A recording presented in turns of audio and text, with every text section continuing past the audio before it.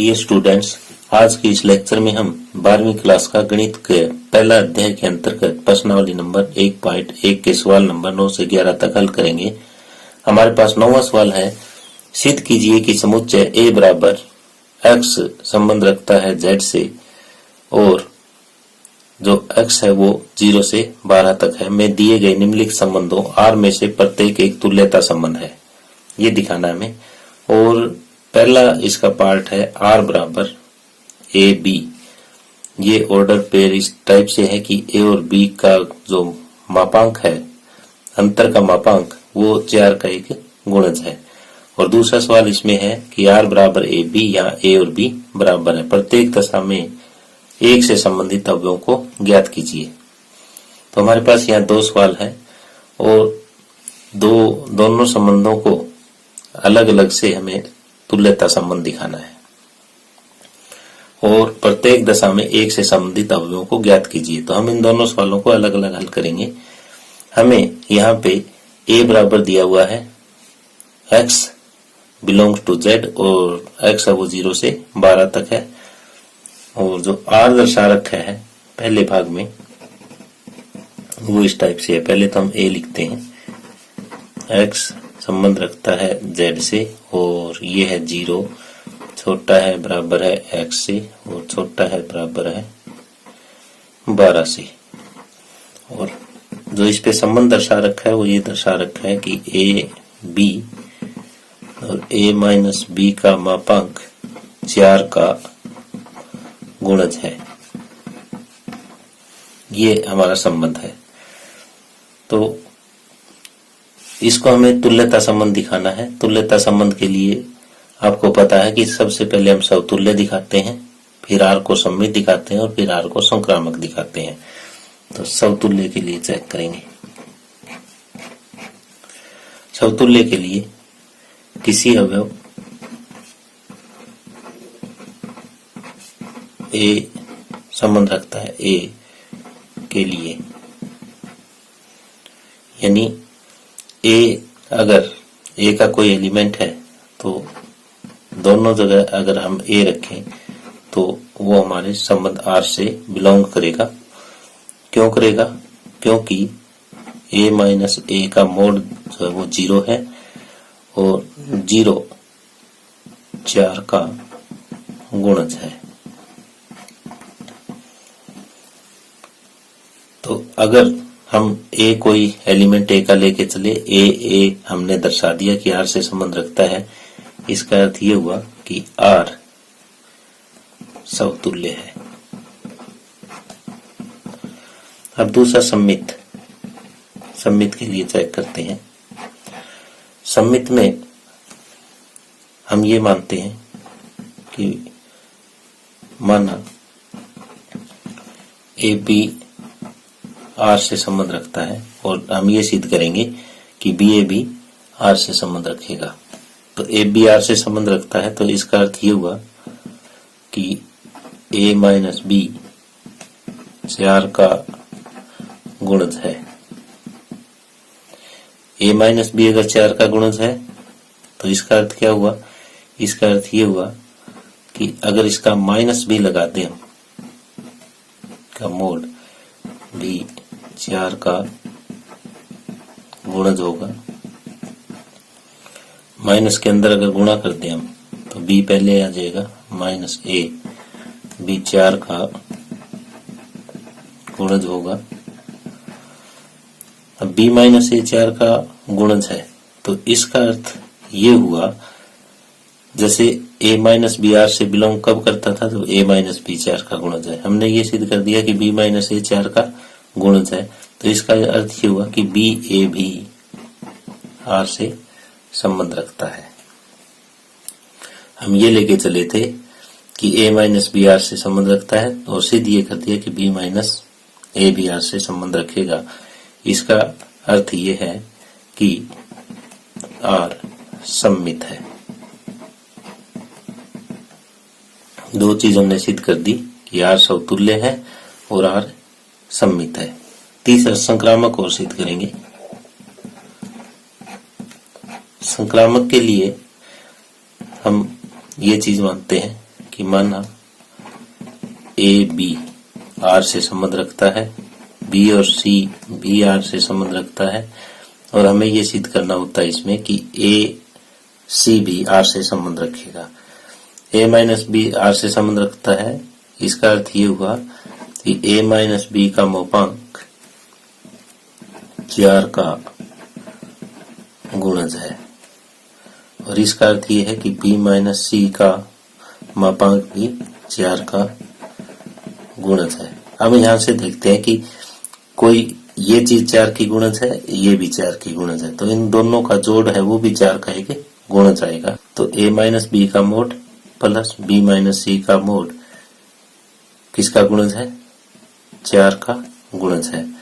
तो अगर इनका मोड का जोड़ 4 का गुणज है तो इन दोनों का जोड़ भी बिना मोड के भी 4 का गुणज होगा, और अगर इनको जोड़े तो b से b हट जाएगा। इसका मतलब ये हुआ कि a माइनस सी भी 4 का गुणज है। अगर a माइनस सी 4 का गुणज है तो इसका अर्थ ये है कि मॉडुलस a माइनस सी भी 4 का गुणज है। अब a माइनस सी 4 का गुणज है तो इसका मतलब ये है कि ए सी जो ऑर्डर पेयर है वो आर से संबंध रखेगा। इसका अर्थ ये हुआ कि जो AC है वो R से संबंध रखेगा। हमने ये लेके चले थे हम कि AB R से संबंध रखता है, BC R से संबंध रखता है, और हमने ये सिद्ध कर दिया कि AC भी R से संबंध रखेगा। तो इसका अर्थ ये हुआ कि R संक्रामक है। अब हमने पहले R को समतुल्य सिद्ध किया, फिर R को सम्मित सिद्ध किया, फिर R को संक्रामक सिद्ध किया है। अतः R एक तुल्यता संबंध है। तो R को हमने तुल्यता संबंध तो स्थापित कर दिया। अब ये कहता है कि प्रत्येक दशा में एक से संबंधित अवयवों को ज्ञात कीजिए। तो पहले हम ये देखते हैं कि A में अवयव कौन कौन से हैं। A में अवयव 1, 2, 0 भी शामिल है, 0 से लेके 12 तक अवयव है। 0, 1, 2, 3, 4, 5, 6, 7, 8, 9, 10, 11 और 12 ये अवयव हैं। अब इन अवयवों में एक के साथ संबंध किस किस का है, यानी एक का उसके साथ दूसरे अवयव के साथ अंतर करें और वो 4 का गुणांक आए, ऐसे कौन कौन से हैं। पहले तो ऐसे जोड़े हम ज्ञात करते हैं कि एक का अगर एक के साथ अंतर करें तो 0 आता है और 0 4 का गुणांक है। दूसरा जोड़ा क्या हो सकता है, एक का अगर हम 5 के साथ करें तो भी अंतर इनका 4 आएगा, 4 का गुणांक है। एक का अगर हम 9 के साथ करें तो अंतर 8 आएगा और 8 भी 4 का गुणांक है। इसके बाद एक का हम 13 के साथ करेंगे तब आएगा, और 13 यहाँ शामिल नहीं है। तो ये 3 ही ऑर्डर्ड पेयर हो सकते हैं एक के साथ, 1 1, 1 5 और 1 9, जिनका अंतर 4 का गुणांक है। तो इसलिए हम ये लिख सकते हैं कि वो हमें सेट लिखना है एक के साथ एक तो 1 है, 1 5 है, 1 9 है। तो उस समुच्चय के अवयवों वो ये लिखेंगे, उस समुच्चय के अवयव जो एक से संबंधित है वो कौन कौन से आ गए। एक तो 1 के साथ 1 आया था, 1 5 आया और 1 9 आया। क्यों? क्योंकि 1 और 1 का अंतर 0 है, वो 4 का गुणांक है। 1 5 का अंतर भी 4 का गुणांक है, 1 9 का अंतर भी 4 का गुणांक है, जैसे इस सवाल की हमारी परिभाषा थी। तो इस तरह से हमारा इस सवाल नंबर 9 का पहला भाग कंप्लीट होता है।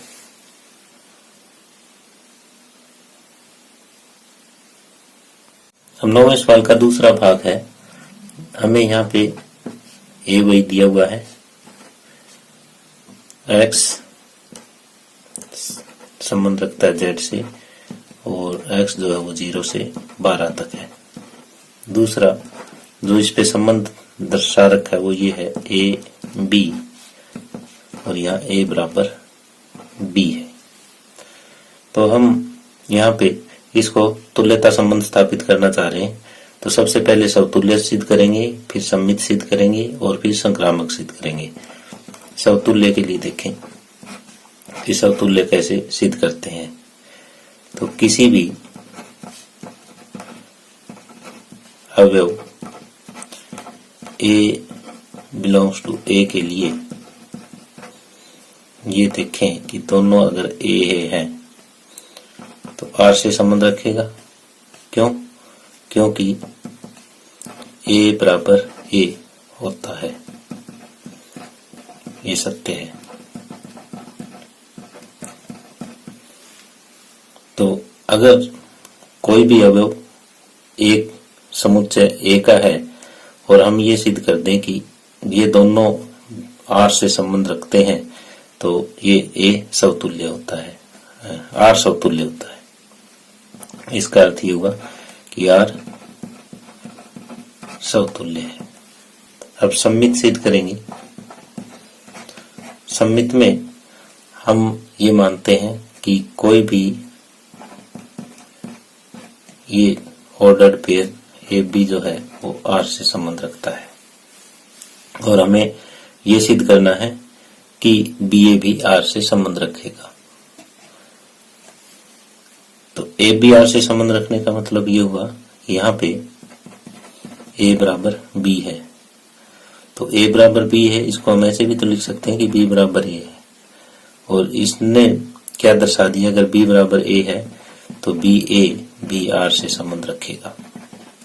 हम ये लेके चले थे कि ए बी आर से संबंध रखता है, और सिद्ध क्या कर दिया कि बी ए बी आर से संबंध रखेगा। तो इसका अर्थ ये हुआ कि आर सम्मित है। तीसरा संक्रामक सिद्ध करना हमें। संक्रामक के लिए कैसे सिद्ध करेंगे? संक्रामक के लिए ऐसे सिद्ध करेंगे हम कि माना ए बी है वो भी आर से संबंध रखता है, और बी सी है वो भी आर से संबंध रखता है। तो हमें ये सिद्ध करना है कि ए सी भी आर से संबंध रखेगा। ए बी आर से संबंध रखता है तो इसकी परिभाषा क्या कहती है कि ए बराबर बी है, और बी सी आर से संबंध रखता है, इसमें परिभाषा ये कहती है कि बी और सी बराबर है। अगर इन दोनों से देखें कि ए बी के बराबर है, बी सी के बराबर है, तो ए किसके बराबर हो जाएगा? सी के। और ए सी के बराबर होने का मतलब ये हुआ कि ए सी आर से संबंध रखता है। ये लेके चले थे कि ए बी आर से संबंध रखता है, बी सी भी आर से संबंध रखता है, और हमने ये प्रूव कर दिया कि ए सी भी आर से संबंध रखेगा। तो यहाँ पे इसका मतलब ये हुआ कि आर संक्रामक भी है, आर समतुल्य है, आर सम्मित है, आर संक्रामक भी है। तो हम कह सकते हैं कि अतः आर एक तुल्यता संबंध है।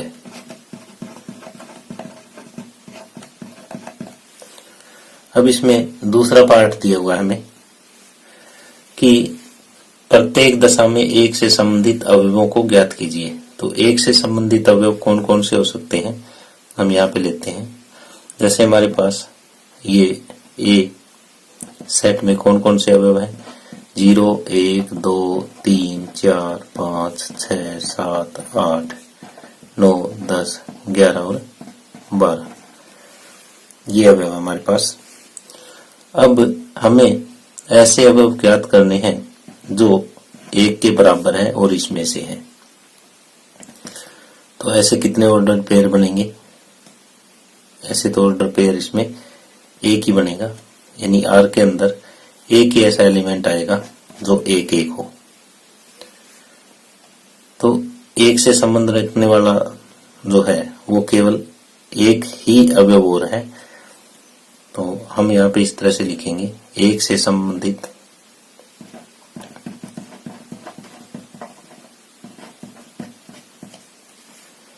बने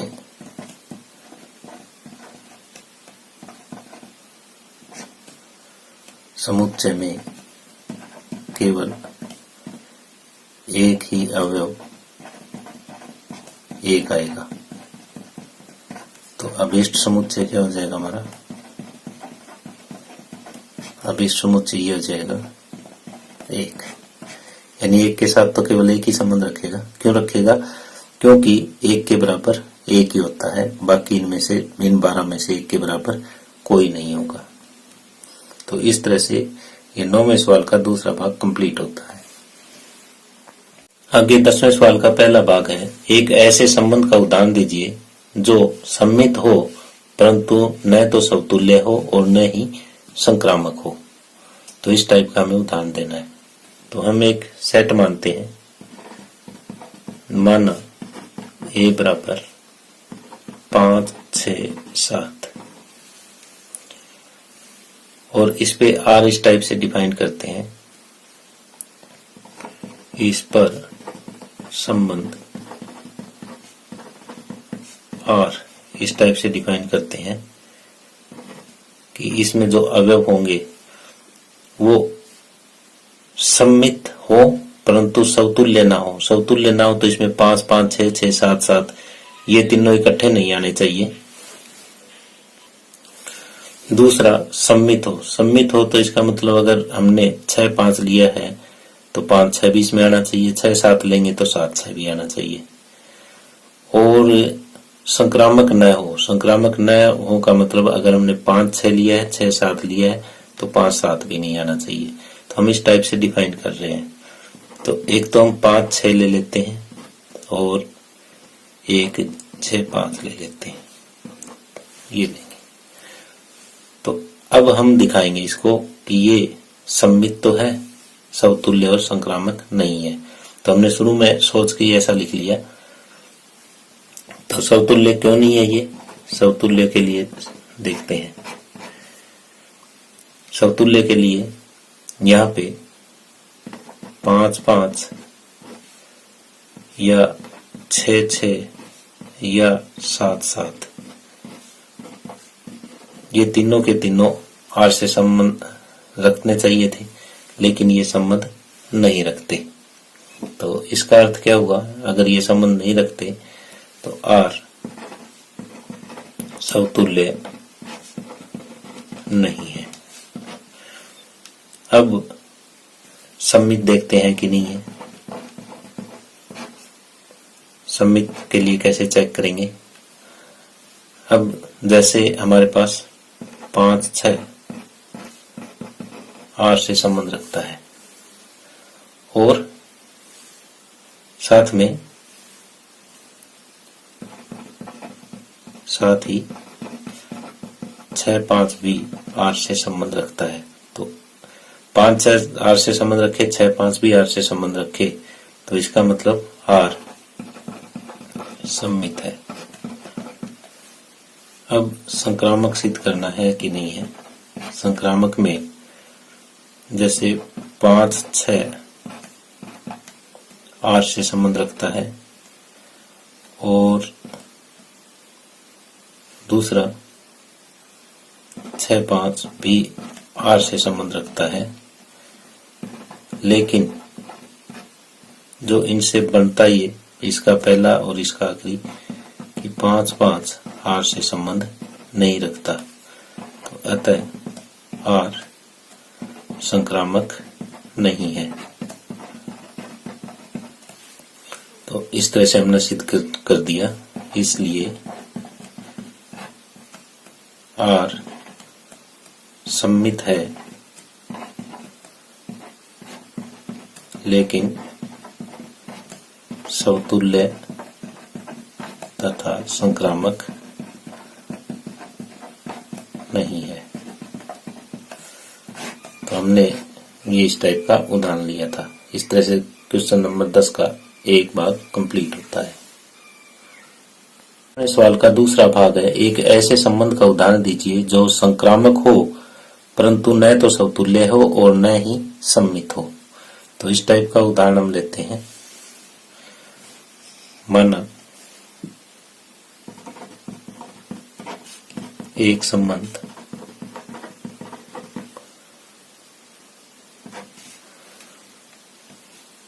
जो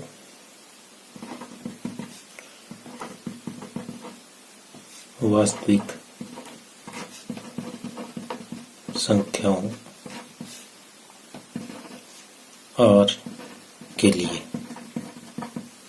इस टाइप से डिफाइन करते हैं कि R बराबर ये वास्तविक संख्याओं का समुच्चय R है और ये संबंध R है। इस टाइप से डिफाइन करते हैं कि A B और A छोटा है B से। तो यहाँ पे ये देखेंगे हम कि ये समतुल्य है, सम्मित है या संक्रामक है। तो पहले समतुल्य चेक करते हैं इसका। हमने ये इसलिए लिया है छोटे का निशान क्योंकि A कभी A से छोटा नहीं हो सकता, इसलिए समतुल्य नहीं होगा। दूसरा, अगर A B से छोटा है तो B A से छोटा नहीं हो सकता, तो ये सम्मित भी नहीं हो सकता। और तीसरे में अगर A B से छोटा है, B C से छोटा है तो वो A B C से छोटा हो जाएगा, इसलिए हमने लिया है। तो अब इसको हम डिटेल से करते हैं कि अब A क्या R से संबंध रखेगा? नहीं रखेगा, क्योंकि A छोटा है A से, ये सत्य नहीं है, क्योंकि कोई भी अब अपने से छोटा नहीं हो सकता। तो यहाँ पे R समतुल्य नहीं है। दूसरा सम्मित चेक करते हैं। तो मान लेते हैं कि माना A B R से संबंध रखता है, तो इसका अर्थ क्या हुआ? इसका अर्थ ये हुआ कि A छोटा है B से। तो क्या यहाँ पे B छोटा होगा A से? नहीं होगा। B A से छोटा नहीं हो सकता। तो B A से छोटा नहीं होगा तो B A R से संबंध नहीं रखेगा। B A R से संबंध नहीं रखता। हम लेके चले थे कि A B R से संबंध रखता है, लेकिन B A R से संबंध नहीं रखता। तो इसका अर्थ ये हुआ कि R सम्मित नहीं है। तीसरा संक्रामक चेक करते हैं। संक्रामक में क्या है कि मान लेते हैं कि A B जो है वो R से संबंध रखता है तथा B C भी R से संबंध रखता है, और हमें सीधे ये करना होता है कि A C भी R से संबंध रखे। तो इसका मतलब ये हुआ A छोटा है B से तथा B छोटा है C से। तो A B से छोटा है, B C से छोटा है, तो A जरूर छोटा होगा C से,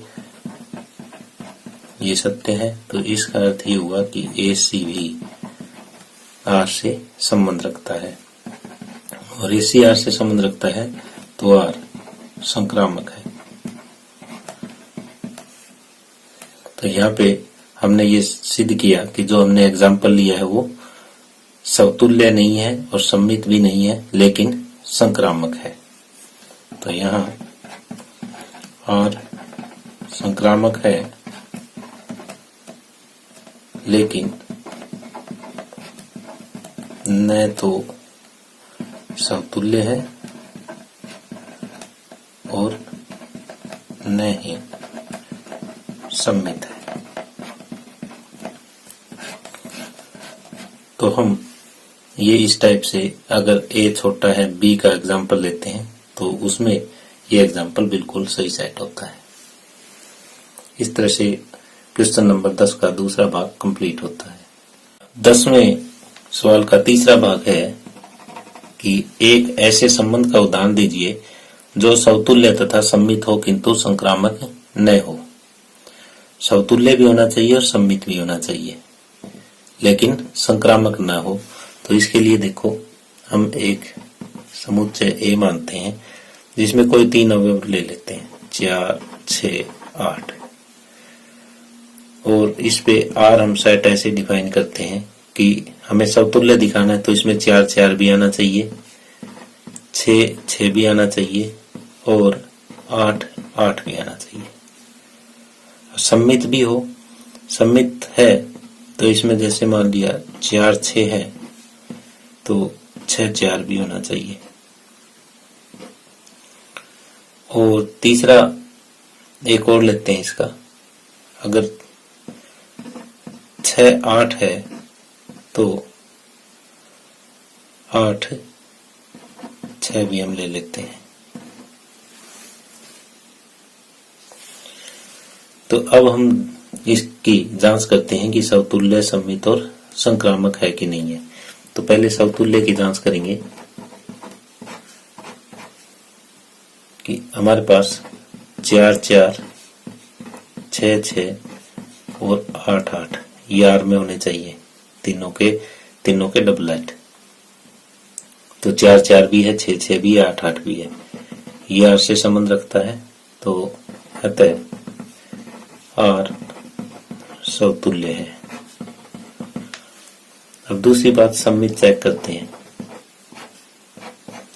सम्मित में अगर हमारा 4, 6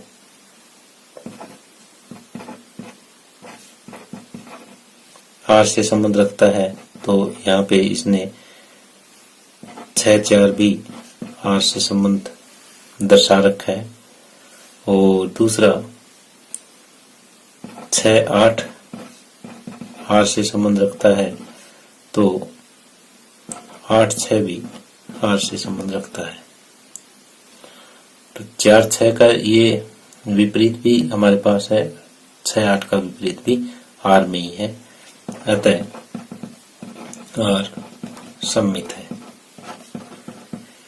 तीसरा संक्रामक के लिए चेक करते हैं। संक्रामक के लिए हम ये लेते हैं कि 4, 6 और 6, 8 वाला पार्ट लेते हैं कि 4, 6 आर से संबंध रखता है तथा 6, 8 भी आर से संबंध रखता है। लेकिन 4, 8 भी तो आर से संबंध रखना चाहिए ना, लेकिन वो यहाँ पे नहीं है, 4, 8 आर से संबंध नहीं रखता, अतः आर संक्रामक नहीं है, आर संक्रामक नहीं है। तो ये केवल समतुल्य और सम्मित है। तो इसलिए इस उदाहरण में आर समतुल्य तथा सम्मित है लेकिन संक्रामक नहीं है।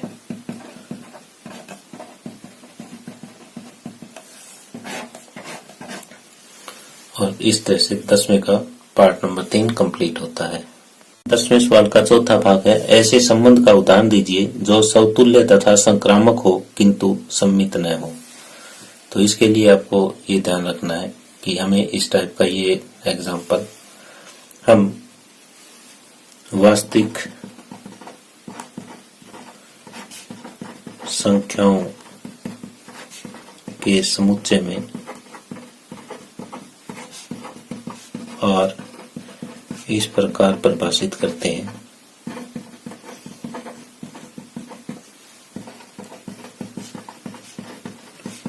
आर जो है वो ए बी है और ए और बी का क्या रिलेशन आपस में कि ए क्यूब बड़ा है और बराबर है बी क्यूब से, ये ले लिया हमने। इसको हम देखेंगे कि समतुल्य है, संक्रामक है या सम्मित है। तो समतुल्य के लिए चेक करते हैं। समतुल्य में हम क्या करें कि अब ये देखो कि क्या ए आर से संबंध रखता है, क्यों, ये पहले चेक कर लें कि ए क्यूब बड़ा है और बराबर है ए क्यूब से, क्योंकि इसमें बराबर वाला निशान है, तो ए क्यूब बराबर ए क्यूब, ये सत्य है, ये सत्य है, तो ये भी सत्य होगा कि ए आर से बिलोंग करता है। इसका मतलब ये हुआ कि आर समतुल्य है, यानी जो कंडीशन दे रखी है वो सेटिस्फाई करता है ए में, तो इसलिए आर समतुल्य है। अब सममित के लिए चेक करते हैं।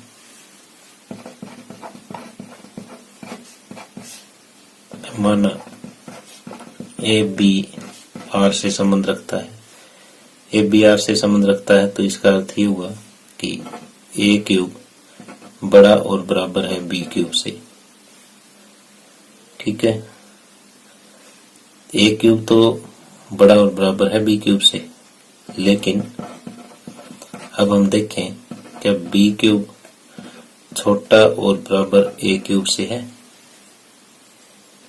तो ये सत्य नहीं है। क्यों? क्योंकि इसके लिए एक एग्जांपल लेते हैं हम कि ए के बराबर 1 और बी के बराबर 2 आर से संबंध रखता है, तो 1 का क्यूब बड़ा है और बराबर है 2 के क्यूब से। लेकिन 2 1 अगर आर से संबंध नहीं रखता, क्योंकि 2 का क्यूब बड़ा और बराबर 1 से नहीं हो सकता। तो डायरेक्ट इस एग्जांपल से भी हमारा काम चल सकता है अगर ये ना लिखे तो भी, क्योंकि 1 और 2 दोनों हमारी वास्तविक संख्याएं हैं और 2 1 भी वास्तविक संख्याएं हैं। तीसरा संक्रामक के लिए चेक करते हैं। संक्रामक में इसी तरह से हम ये मानते हैं कि माना ए बी आर से संबंध रखता है तथा बी सी भी आर से संबंध रखता है, तो ए बी आर से संबंध रखने का मतलब ये हुआ कि ए क्यूब बड़ा है और बराबर है बी क्यूब से तथा बी क्यूब बड़ा है और बराबर है सी क्यूब से। अब ए क्यूब बड़ा और बराबर बी क्यूब से, बी क्यूब बड़ा है और बराबर है सी क्यूब से, तो इसका मतलब ये हुआ कि ए क्यूब बड़ा है और बराबर है सी क्यूब से। तो ए क्यूब बड़ा है और बराबर है सी क्यूब से, तो इसका मतलब ए सी भी आर से संबंध रखेगा, तो अतः आर संक्रामक है। तो हमने यहाँ पे ये दिखाया है एक एग्जाम्पल लेके कि आर समतुल्य तथा संक्रामक है लेकिन सममित नहीं है। इसलिए इस एग्जाम्पल में आर समतुल्य तथा संक्रामक है लेकिन सममित नहीं है। तो इस तरह से सवाल नंबर 10वें का चौथा भाग कंप्लीट होता है। आगे 10वें का 5वां भाग है, एक ऐसे संबंध का उदाहरण दीजिए जो सममित तथा संक्रामक हो किंतु समतुल्य न हो। सममित भी होना चाहिए और संक्रामक भी होना चाहिए लेकिन समतुल्य ना हो। तो हम एक समुच्चय इस टाइप से मानते हैं कि माना ए बराबर कोई दो अवयवों का समुच्चय मान लिया और इस पे आर परिभाषित करते हैं। इस पर परिभाषित संबंध आर इस टाइप से लेते हैं कि इसमें से एक तो हम 5 6 ले लेते हैं, एक 6 5 ले लें ताकि ये सम्मित हो जाए, और 5 6 6 5 ले लिया तो एक 5 5 भी ले लेते हैं ताकि ये संक्रामक भी हो जाए, और बाकी हम ये डबलेट लेंगे नहीं ताकि ये समतुल्य ना हो। तो अगर हम 5 5 6 6 ले लेते हैं तो ये तीनों ही हो जाएगा, समतुल्य भी हो जाएगा, संक्रामक भी हो जाएगा और सममित भी हो जाएगा। लेकिन हमें समतुल्य नहीं लेना है तो इसलिए हम एक डबलेट छोड़ देते हैं। तो अब चेक करते हैं समतुल्य के लिए। तो यहाँ पे जिस तरह से 5 5 तो संबंध रखता है, लेकिन 6 6 जो है वो 8 से संबंध नहीं रखता। तो अतः R समतुल्य नहीं है।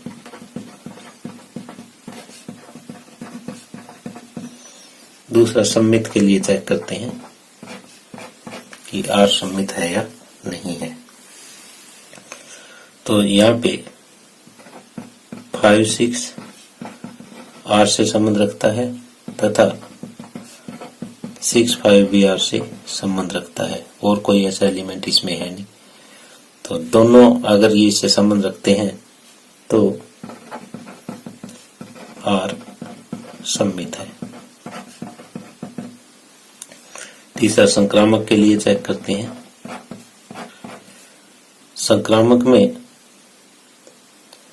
हम ये लेते हैं कि 5 6 संबंध रखता है R से तथा 6 5 भी R से संबंध रखता है।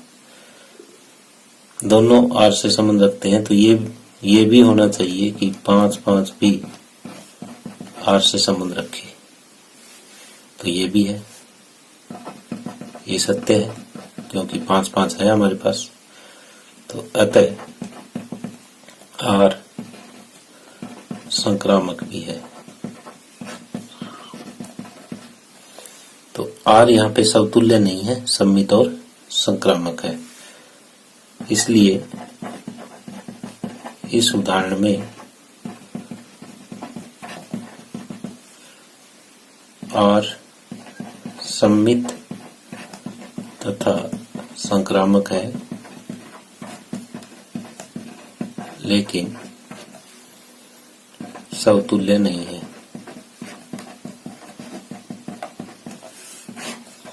तो इस तरह से हमारा ये 10वां सवाल कंप्लीट होता है। आगे सवाल नंबर 11 है। सिद्ध कीजिए कि किसी समतल में स्थित बिंदुओं के समुच्चय में R बराबर PQ।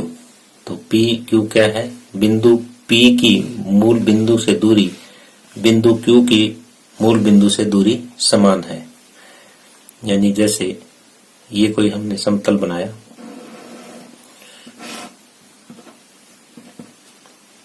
यहाँ पे कोई बिंदु P है और यहाँ पे कोई बिंदु Q है, ये मूल बिंदु है। तो मूल बिंदु से यानी हमें ये जो दूरी है OP बराबर दूरी OQ दे रखी है। इस टाइप से हमारा ये संबंध है। द्वारा प्रदत्त संबंध R एक तुल्यता संबंध है।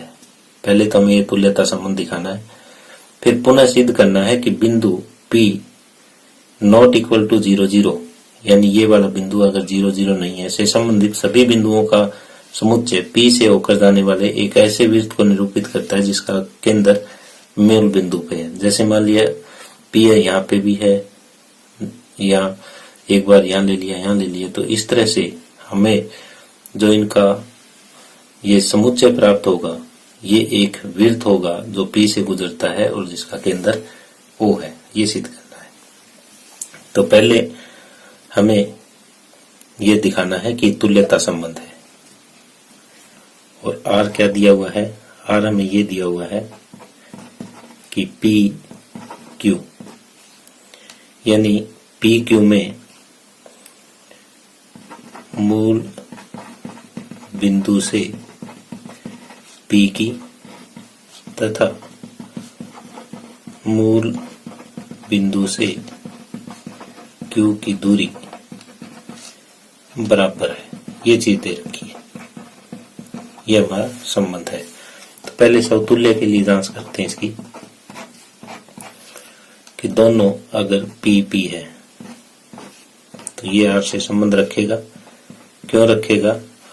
क्योंकि OP जो है वो OP के बराबर ही होगा, यानी मूल बिंदु से P की दूरी मूल बिंदु की P की दूरी से बराबर होगी, क्योंकि मूल बिंदु से P की दूरी मूल बिंदु से P की दूरी के बराबर होगी,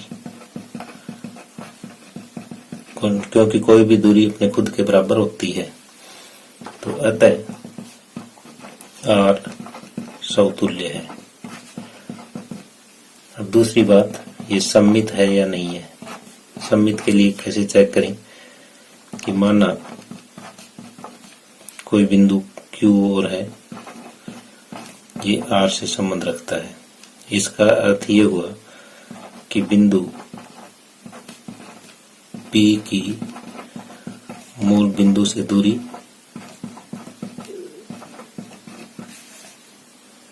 बराबर बिंदु Q की मूल बिंदु से दूरी के है। अब ये पहले भी लिखा जा सकता है कि बिंदु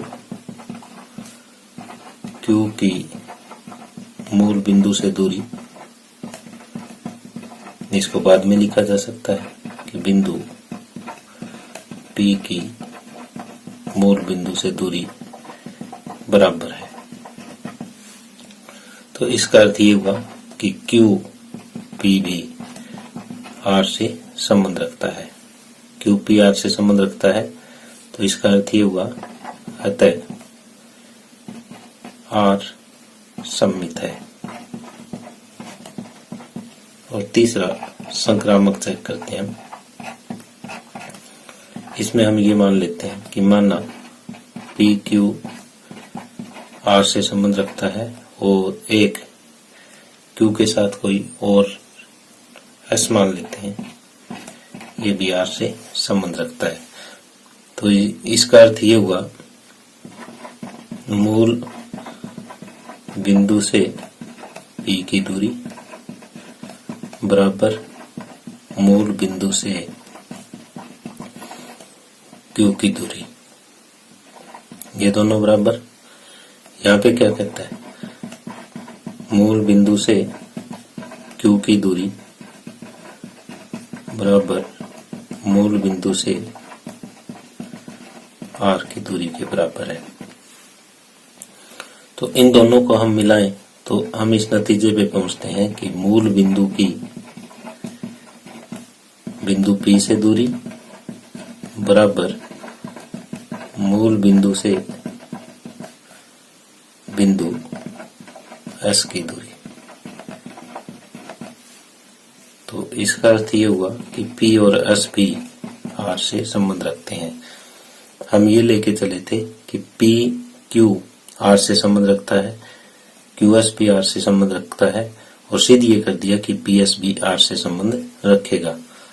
तो हम ये कह सकते हैं कि अतः R संक्रामक भी है। तो R समतुल्य भी है, सममित भी है और संक्रामक भी है। तो इसलिए R तुल्यता संबंध है।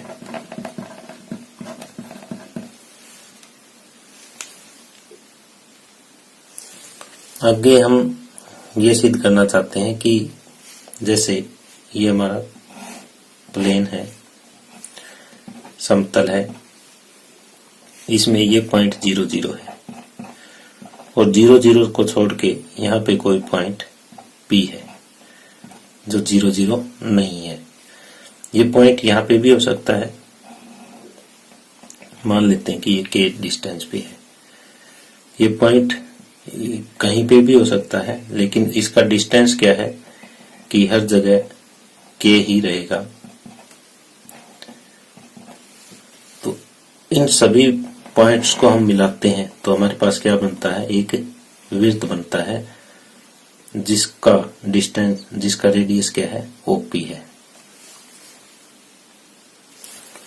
तो हम ये कह सकते हैं यदि 0 0 मूल बिंदु है तथा OP जो है वो डिस्टेंस K है, तो यहाँ पे जो एक वृत्त बनेगा, यहाँ K त्रिज्या का एक वृत्त बनेगा जो P से गुजरेगा तथा मूल बिंदु उसका केंद्र होगा। तो इस तरह से हमारा प्रश्न नंबर 11 कंप्लीट होता है।